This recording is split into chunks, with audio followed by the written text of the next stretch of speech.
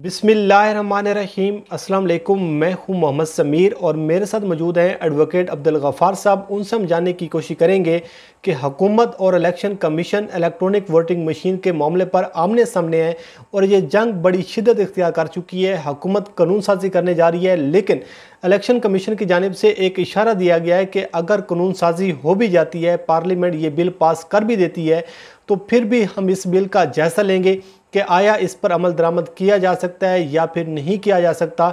तो एक नई जंग का आगाज़ होने जा रहा है। तो गफ़ार साहब, सबसे पहले तो आपके वक्त देने का बहुत बहुत शुक्रिया।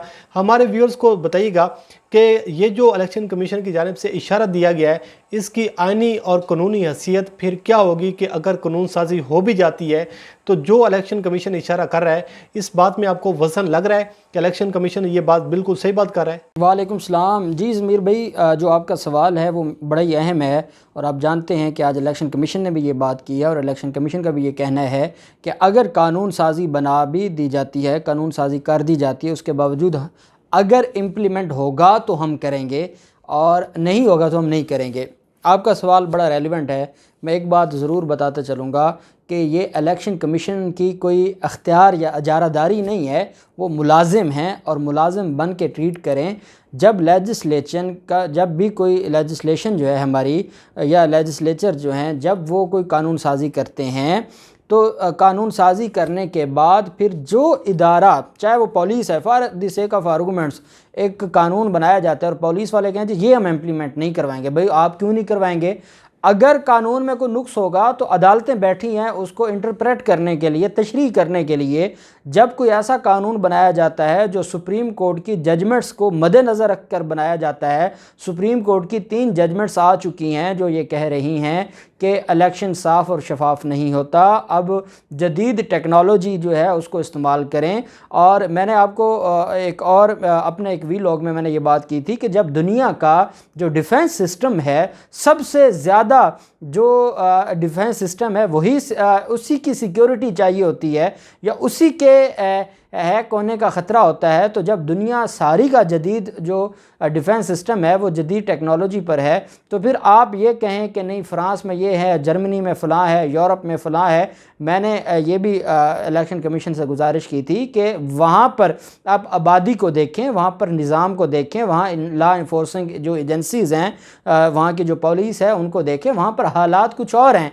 वहाँ पर इस तरह नहीं है कि जैसे आज कंटोनमेंट बोर्ड का इलेक्शन हुआ है और जगह जगह लड़ाइयाँ हुई हैं। आप बता दें यूरोप में कब ऐसे इलेक्शंस हुए और वहाँ पर लड़ाई होती हो, या कराची में जो जाली एजेंट्स पकड़े गए हैं जो वहाँ पर एजेंट बतौर पोलिंग एजेंट बनकर बैठे थे। तो ये ऐसा कौन से यूरोप में होता है? क्योंकि हमारे अपने हालात हैं, हमारी ज़रूरत है और हमें अपनी ज़रूरत के मुताबिक ये सारा कुछ करना होगा।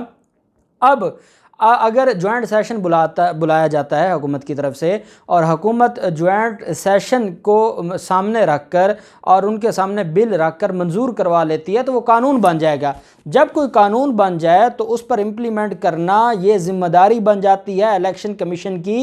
ये इलेक्शन कमीशन की मर्ज़ी नहीं है कि जो कानून उनको पसंद आएगा वो उसके ऊपर अमल दरामद करवाएंगे, जो कानून उनको पसंद नहीं आएगा उस पर अमल दरामद नहीं करवाएंगे। 2017 का जो एक्ट है, इलेक्शन एक्ट, उसके अंदर कितने लेक्यूनाज हैं। तब तो यही इलेक्शन कमीशन था, क्योंकि वो कानून बनाया था नवाज शरीफ और उसकी हुकूमत ने, तो तब तो वो कानून ठीक था और वो उन लोगों को बचाने के लिए था। और आज अगर पाकिस्तान तहरीक इंसाफ की या वज़ीर आज़म इमरान खान कोई कानून बनाते हैं तो उस पर इनका एतराज़ आता है, इनका एतराज़ नहीं बनता।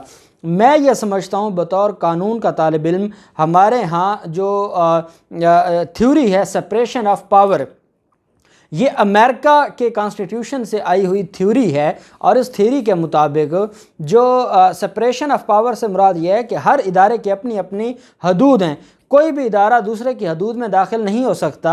बिल्कुल ऐसे ही साफ शफाफ इलेक्शन करवाना इलेक्शन कमीशन की ज़िम्मेदारी है, जिस पर आज तक इलेक्शन कमीशन नाकाम रहा है और इलेक्शन कमीशन ने आज खुद कोई ऐसी कोई प्रोसेस नहीं अडॉप्ट किया या कोई ऐसा उनकी तरफ से सजेशन नहीं आई कि जो इलेक्शन है वो साफ़ और शफाफ वो करवाएंगे। 2013 का इलेक्शन था, डिस्प्यूटेड था। 2018 के इलेक्शन पे उनकी अपनी जमात नून लीग कहती है इलेक्शन साफ़ और शफाफ नहीं थे। अब अगर 2023 का इलेक्शन भी ऐसे ही चलना है तो इसका मतलब क्या हुआ कि इलेक्शन कमीशन हाथ पे हाथ रख के बैठा है। हर 5 साल बाद जब इलेक्शंस होते हैं तो उस पर वो एतराज़ उठता है, लोग एतराज़ करते हैं और इलेक्शन कमीशन बैठा तमाशा देखता रहता है। क्या इलेक्शन कमीशन की भी कोई अपनी ज़िम्मेदारी है? जब इलेक्शन कमीशन ने अपनी ज़िम्मेदारी नहीं निभाई तो हुकूमत की जो ज़िम्मेदारी है, हुकूमत ने अपनी ज़िम्मेदारी तो निभानी है। अब सेपरेशन ऑफ पावर ये है कि जिस इदारे कानून साजी करना सिर्फ और सिर्फ ये जो इलेक्शन है, जो अब इलेक्शन हो रहा है इलेक्शन एक्ट के तहत, ये कानून किसने बनाया या जिस आइन की बात की जा रही है आइन किसने बनाया? इसी पार्लियामेंट ने बनाया है, कानून इसी पार्लियामेंट ने बनाया है। और पहले इलेक्शन अगर आइन और कानून के मुताबिक होते थे तो उसका मतलब ये है कि जो कानून पार्लियामेंट और जो आइन और कानून पार्लियामेंट बना देती थी उसके मुताबिक वो अमल दरामद करवाते थे। तो अब उनको क्या तकलीफ होने लग गई है कि वो कहते हैं जी कि अगर आज कानून बन जाते तो हम कल अमल दरामद नहीं करवा सकेंगे। अभी 2 साल रहते हैं। या तो आपको ये उम्मीद है मरीम नवाज़ की तरह कि इमरान खान की हुकूमत अगले 3 माह में ख़त्म हो जाएगी और नए इलेक्शन होंगे, तो ये भी आपकी भूल है, ऐसा भी नहीं होने वाला। तो इलेक्शन होने 2 साल के बाद। क्या 2 साल आपके पास थोड़े हैं? और इन 2 सालों में कई ज़िमनी इलेक्शंस आएंगे। जैसे कोई भी ऐसा हादसा पेश आ जाता है, जैसे अब तक जो 5 से 6 ज़िमनी इलेक्शंस हुए हैं उसमें वो जो जीते हुए कैंडिडेट थे उनकी डेथ हुई, उसके बाद ज़िमनी इलेक्शन हुए। तो हालात कोई भी हो सकते हैं। 2 साल में आपने कई ज़िमनी इलेक्शन करवाने हैं तो आप उसमें उसको चेक भी कर सकते हैं, उसके ऊपर अमल भी करवा सकते हैं। तो आपका ये जो बहाना है ये बिल्कुल गलत है और ये बिल्कुल नाकाबिले बर्दाश्त है कि आप ये कहें कि नहीं, अगर वो अप्लीकेबल होगा तो हम करेंगे, नहीं होगा तो नहीं करेंगे।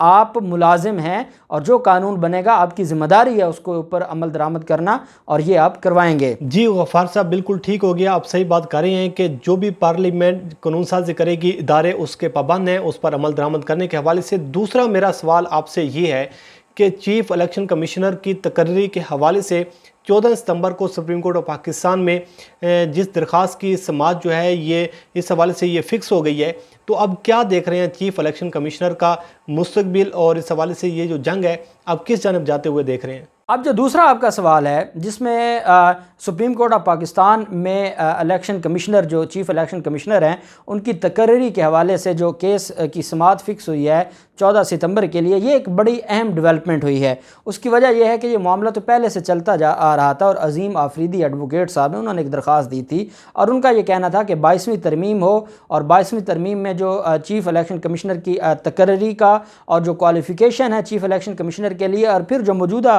चीफ इलेक्शन कमिश्नर हैं उनको उनकी जो अपॉइंटमेंट है इस पर सवालात उठाए थे। और ये पहले रजिस्ट्रार ने इसके ऊपर जो ऑब्जेक्शन किया था और जो वापस भेज दिया था उनका केस, फिर ये इन चैम्बर अपील हुई। जस्टिस मुशीर आलम साहब ने वो अपील सुनी, अपील मंजूर हुई और ओपन कोर्ट में केस फिक्स करने के लिए केस भिजवा दिया गया रजिस्ट्रार को।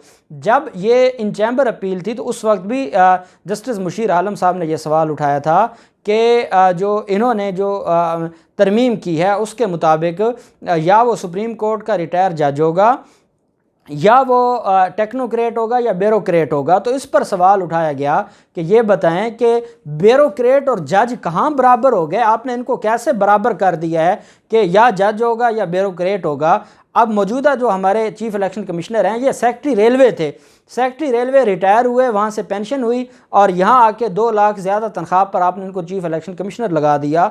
तो इनकी जो तकर्री है उस पर सवालात उठाए गए और जो हमारे ऑनरेबल सुप्रीम कोर्ट है 14 सितंबर के लिए केस की समाअत को फ़िक्स किया है। और जो जस्टिस उमर अता बंदयाल साहब की सरबराही में 3 रुकनी बेंच है जो उसके ऊपर समाअत करने जा रहे हैं। जस्टिस मंसूर अली शाह साहब भी हैं और जस्टिस मोहम्मद अली महजर साहब भी हैं जो अभी सिंध हाई कोर्ट से तशरीफ़ लाए हैं। तो मैं ये समझता हूँ कि जहाँ हुकूमत प्लान कर रही है और हुकूमत ने वर्किंग शुरू कर दी है और बाबर अवान साहब ने इसके ऊपर प्रैक्टिकली वर्किंग शुरू कर दी है, और वो है रेफरेंस।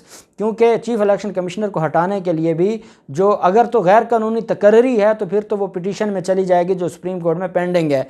और वैसे अगर मिसकंडक्ट है, जो मिसकंडक्ट उनकी तरफ से नज़र आ रहा है और वो पार्टी बन गए हैं और वो अब डायरेक्ट आमने सामने आ गए हैं हुकूमत के, तो फिर उसके बाद जो रेफरेंस है जो आर्टिकल 209 के तहत सुप्रीम जुडिशल काउंसिल के पास वो फाइल करने के लिए हुकूमत प्लान कर रही है। और 14 सितंबर को जो कॉन्स्टिट्यूशनल पिटीशन है उनके ख़िलाफ़ उनकी गैर कानूनी तकर्री के हवाले से वो अपनी जगह बहुत अहम है। तो मैं ये समझता हूँ कि जो अगले 72 घंटे हैं ये चीफ़ इलेक्शन कमिश्नर के हवाले से बहुत अहम है। चीफ़ इलेक्शन कमिश्नर ने कल जो मंडे है उन्होंने अपना इजलास बुलाया हुआ है और ये हंगामी इजलास है और हुकूमत के साथ जो मामलात हैं उनके हवाले से इजलास है।